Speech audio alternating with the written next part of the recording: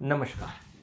तो ज्योतिष सीखो के कार्यक्रम में आज हम वीडियो नंबर 10 पे आ चुके हैं और आज समझने वाले हैं हम हिंदी महीनों के नाम। ठीक है, जैसे मैंने यहाँ लिख भी दिया कि हिंदी महीनों के जो नाम होते हैं वो किस विधि से रखे गए हैं या ऐसे ही रैंडमली रख दिए गए हैं या कोई विधि अपनाई गई है, आज हम उसके बारे में डिस्कस करेंगे। ठीक है, तो चलिए शुरू करते हैं। सबसे पहले हम समझते हैं एक टर्म यहाँ पे हम समझेंगे जिसको कहेंगे हम चंद्रमास। देखिए, मास का मतलब है महीना, चंद्रमास मतलब चंद्र का महीना। एक्चुअल में ये चंद्र का महीना हम क्यों कहते हैं, क्योंकि हम एक महीने की जो गणना है वो चंद्रमा के आधार पर करते हैं। 15 दिन तक लगभग चंद्रमा का साइज लगातार बढ़ता है, उसकी कलाएं बढ़ती हैं और अगले 15 दिन फिर चंद्रमा की कलाएं घटती है। तो अगर आप इसको, मैंने यहाँ पे लिखा हुआ है, इसकी अगर परिभाषा से समझे, चंद्रमा की गति के आधार पर निर्धारित होने वाले महीने को चंद्रमास कहा जाता है। जो हम महीने देखते हैं हम तो इंग्लिश में जानते हैं, जैसे पहली तारीख, दूसरी तारीख, तीसरी तारीख, 30, 31, इस तरीके से जानते हैं। लेकिन अगर हम इसी को हिंदी में जानना चाहते हैं तो पहली तारीख नहीं, हम उसको बोलेंगे पहली तिथि, जिसको हम प्रथमा कहते हैं। फिर दूसरी तारीख, उसको हिंदी में बोलेंगे दूसरी तिथि, जिसको हम द्वितीया कहते हैं। ऐसे ही तृतीया, चतुर्थी, पंचमी, षष्ठी, इस तरीके से 15 दिनों तक लगातार हम उनको तारीखों को बोलते हैं। अब यहां से समझते हैं, अब आप कहोगे 15 क्यों, वो तो 30 होते हैं उसमें। तो 15 दिन तक हम उन तारीखों को हिंदी में पढ़ते हैं, फिर अगले 15 दिन के बाद फिर वही रिपीट होती है, वो मैं समझाऊंगा अभी आपको। तो पहले आप ये समझो चंद्रमास क्या है। तो चंद्रमा के आधार पर किसी भी महीने की गणना करना वो है चंद्रमास। मास का मतलब है महीना। चंद्रमा की गति के आधार पर निर्धारित होने वाले मास को चंद्रमास कहा जाता है। ठीक है, यह मास एक अमावस्या से लेकर दूसरी अमावस्या तक, मान लीजिए आज अमावस्या है। अमावस्या कौन सा दिन होता है? अमावस्या होता है जिस दिन चांद पूरी तरीके से आपको दिखाई नहीं देगा, चंद्रमा की जो कला है वो जीरो हो जाती है, कुछ भी दिखाई नहीं देता, चंद्रमा उस दिन आपको दिखाई नहीं देगा। दैट इज अमावस्या, जिसको अमावस भी कहा जाता है। एक अमावस्या से लेके अब दूसरी अमावस्या तक आने तक पूरा का पूरा जो ये पीरियड है उसको आप एक महीना बोलोगे, एक चंद्रमास बोलोगे। इसको इस तरीके से भी कहा जा सकता है, जिस दिन चंद्रमा पूरा दिखाई देता है उसको बोलते हैं पूर्णिमा। तो एक पूर्णिमा से लेकर दूसरी पूर्णिमा तक का जो ये पूरा पीरियड है, ये पूरा का पूरा समय है, इसको एक महीना, एक चंद्रमास बोला है। मतलब चंद्रमास को डेफिनेशन दोनों तरीके से बना सकते हो आप। अमावस्या से लेके अमावस्या तक कह लो, एक अमावस्या से लेके, या एक पूर्णिमा से लेके एक पूर्णिमा। मैंने लिखा है यहाँ, एक अमावस्या से दूसरी अमावस्या या एक पूर्णिमा से दूसरी पूर्णिमा तक के काल पर आधारित होता है। ये चंद्रमास का पीरियड हो जाता है, चंद्रमास का समय हो जाता है। अच्छा, चंद्रमास की जो अवधि है वो कितने दिनों की होती है? तो चंद्रमास, एक चंद्रमास में अगर आप इंग्लिश वाले उसमें जाएंगे कि एक महीने की अवधि कितनी होती है, एक महीने का जो टाइम होता है, तो उसमें 30 दिन या 31 दिन आते हैं। फरवरी वगैरह में 28 और 29 भी आते हैं। उनका थोड़ा सा तरीका अलग है, हमारा तरीका अलग है। हिंदी के तरीके में एक चंद्रमास की औसत अवधि होती है लगभग 29 दिन 12 घंटे और 44 मिनट की। 29 दिन 12 घंटे 44 मिनट की। इसलिए एक चंद्रमास में कभी कभी आपको 29 दिन, ये तो औसत अवधि है, उसमें कभी कभी आपको 29 दिन मिलेंगे, तो कभी कभी आपको उसमें 30 दिन देखने को मिलते हैं। ठीक है, अब अगर मैं यहां से आगे बढ़ूं तो एक महीने में, ये तो आप समझ गए चंद्रमास क्या होता है। दूसरा पॉइंट है यहाँ पे, एक महीने में दो पक्ष लिए गए हैं। जैसे ऐसा इंग्लिश में नहीं है, इंग्लिश वाले सिस्टम में ऐसा नहीं है। इंग्लिश वाले सिस्टम में 1 से लेकर 30 तक की गिनती है, पहली तारीख, दूसरी तारीख, ऐसे ही करते करते 30 तारीख तक। लेकिन हमारे यहाँ ऐसा नहीं है। हिंदी वाले महीने में दो पक्ष लिए जाते हैं, 1 से लेकर 15, फिर वापस 1 से लेकर 15, तब जाके वो 30 होता है। ऐसे समझ सकते हो आप इसको।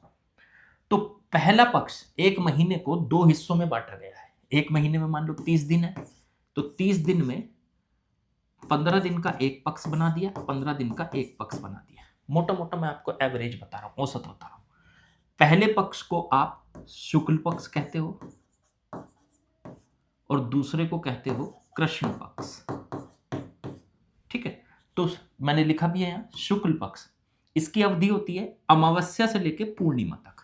अब आप खुद सोचो, आज अमावस्या है, आज चांद बिल्कुल दिखाई नहीं दे रहा, कल से थोड़ा थोड़ा चांद दिखाई देना शुरू होगा, उसकी कलाएं बढ़नी शुरू होंगी और पूर्णिमा तक वो पूरा चांद दिखाई देगा 15 दिन तक, इस तरीके से। तो 15 दिन बाद पूर्णिमा आएगी, फिर उसके बाद वापस चंद्रमा की कला घटनी शुरू हो जाएगी, वो धीरे धीरे छोटा होना शुरू हो जाएगा और फिर अमावस्या आ जाएगी। तो एक अमावस्या से लेके एक अमावस्या के बीच में पड़ी एक पूर्णिमा, तो अमावस्या से पूर्णिमा तक 15 दिन हुए और फिर पूर्णिमा से और वापस दूसरी अमावस्या तक 15 दिन होंगे, तो तब जाके वो आपका बनेगा 30 दिन। तो शुक्ल पक्ष में क्या होता है कि एक शुक्ल पक्ष होता है उजियारे का पक्ष, शुक्ल पक्ष होता है लाइट, लाइट कह सकते हो उसको आप, प्रकाश कह सकते हो, उजियारा कह सकते हो। तो उजियारे का पक्ष होता है उजियारे का पक्ष। तो उजियारे के पक्ष में क्या होता है, धीरे धीरे चांद अपनी रोशनी को लगातार बढ़ाता है। तो अमावस्या से लेके अमावस्या से लेकर पूर्णिमा तक शुक्ल पक्ष चलता है। अमावस्या से लेकर पूर्णिमा तक शुक्ल पक्ष चलता है। ठीक है, ऐसे ही फिर शुरू हो जाता है कृष्ण पक्ष। तो पूर्णिमा से फिर अमावस्या तक फिर कृष्ण पक्ष चलता है। चांद की कलाएं, चंद्रमा की कलाएं घटने लगती है। ठीक है, तो यही बोला मैंने, यहाँ पे लिख भी दिया। यहाँ पे चंद्रमा की कलाएं बढ़ती हैं अमावस्या से पूर्णिमा तक, उसको कहते हैं शुक्ल पक्ष।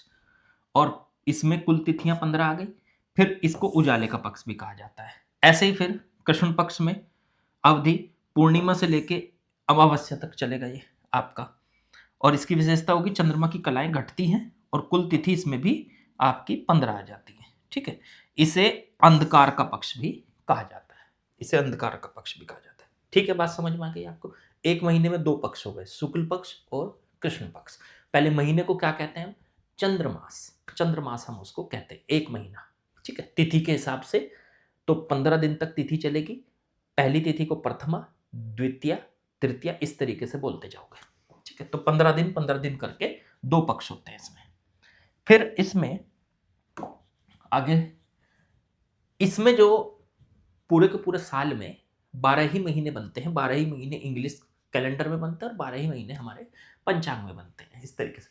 तो 12 महीने जो ये बनते हैं, इनका नाम जो रखा गया है, क्या उसका कोई आधार है या बस ऐसे ही नाम रख दिया गया है, तो यहाँ पे वो समझने की कोशिश करनी है हमको। माना जाता है कि इनके महीने के नाम नक्षत्र पे आधारित रखे गए हैं, नक्षत्र पे आधारित विधि से रखे गए हैं। मतलब इनका कुछ नियम है, उसके नियम के आधार, जिस मास की शुक्ल पक्ष की पूर्णिमा, शुक्ल पक्ष समझो महीने का पहला शुरुआत हो रही है, शुक्ल पक्ष आ रहा है, पूर्णिमा कब पड़ेगी, 15 दिन बाद। मान लो आप आज से शुरू होगी, अमावस्या है, आज अमावस्या है, तो उसके बाद यहां से शुरू हो जाएगा आपका शुक्ल पक्ष। अब चंद्रमा की कला बढ़नी शुरू हो जाएगी, चंद्रमा का साइज बढ़ना शुरू हो जाएगा। ठीक है, चंद्रमा अब धीरे धीरे उसका मतलब वो पहले सबसे कम दिखाई देता है, फिर उससे ज़्यादा, फिर उससे ज़्यादा, तो कलाएं कहते हैं उसको, कलाएं बढ़नी शुरू हो जाएंगी, चंद्रमा का साइज बढ़ना शुरू हो जाएगा।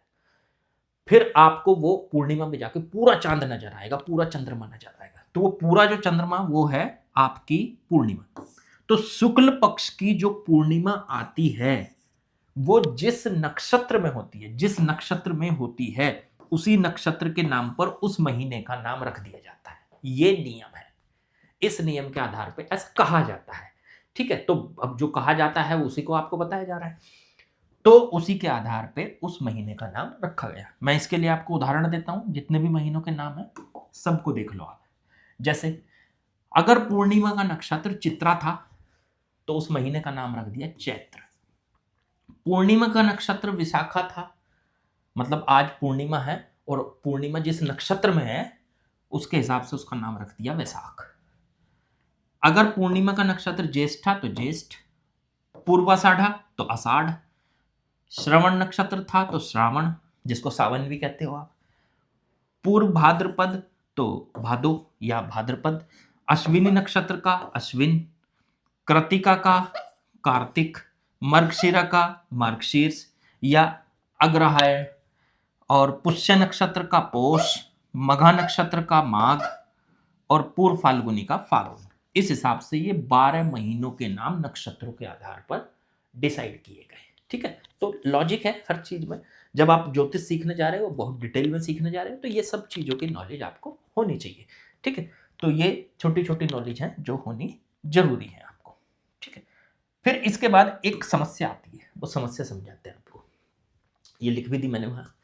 समस्या ये आती है कि हमारे जो हिंदी का कल्चर है, हमारे हमने जो ये लेके चले हम, तो हिंदी वाले सिस्टम में एक चंद्रमास में लगभग 29 दिन और 12 घंटे 44 मिनट बन रहे थे, वो मैंने बताया था आपको। इस हिसाब से अगर हम पूरे साल के सारे दिनों को काउंट करें तो वो दिन बैठते हैं 354, 354 दिन। लेकिन एक पूरे साल में तो 365 होते, एक साल में 365 होते हैं। तो इन दिनों को कंप्लीट करने के लिए इसमें 11 दिन का लगभग अंतर आ रहा है।